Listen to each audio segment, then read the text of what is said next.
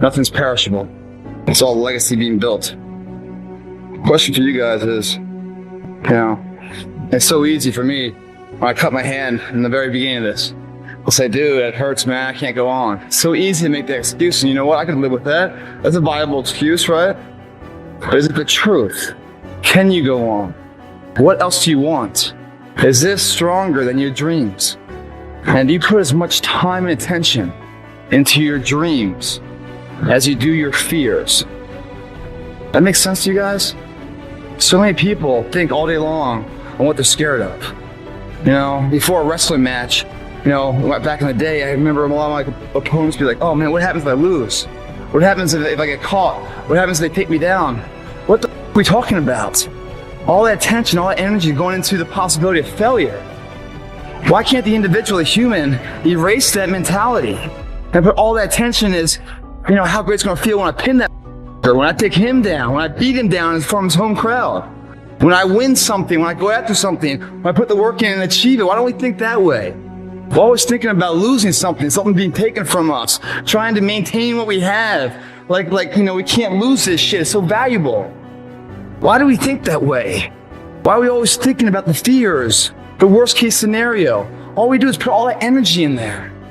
Why don't we put the energy into the dreams that can be? The reason why you're doing that, if you are putting all that time and effort into fears instead of your dreams, it's because you're not doing this enough. You're not in here killing yourself enough. You're not working hard enough. You're not studying hard enough. You're not burning the midnight oil every night, which prevents you from staying awake in the midnight hours later in life wondering what it could have been. You erase that through all this payment, guys. It's free. You don't need to shoot up for it. You don't need to snort. You sweat for it. And then when you leave here, it's an abdominal will is like just been nurtured. You don't think about second place. You think about first, and then the legacy, and building the gap between you and every other person. But unless you go through this, there's no value in first place. You haven't put enough time on the job, enough effort. You haven't sacrificed enough to know what the value of that title means. So therefore, all you do is think about, well, I hope I don't lose this third place trophy I have. You understand what I'm saying, guys?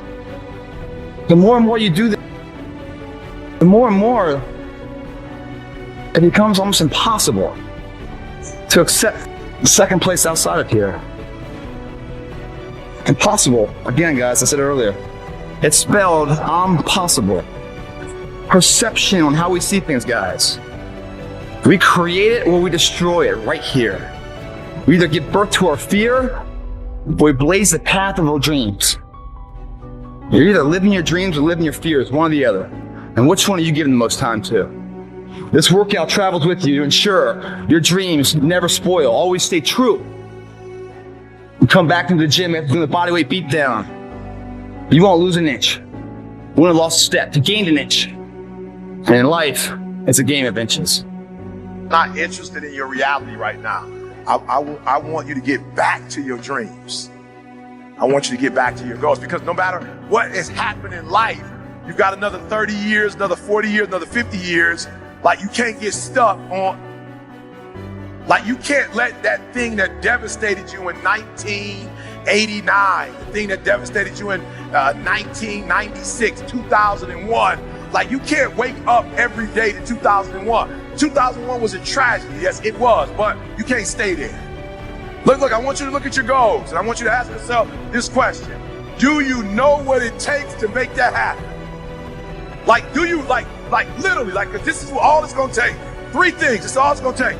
Do you know what it takes?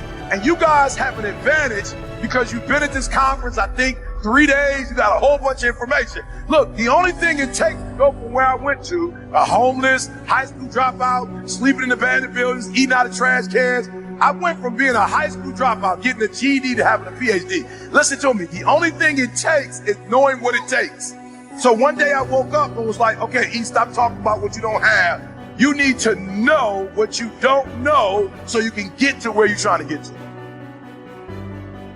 So being successful is not who you are, it's what you know.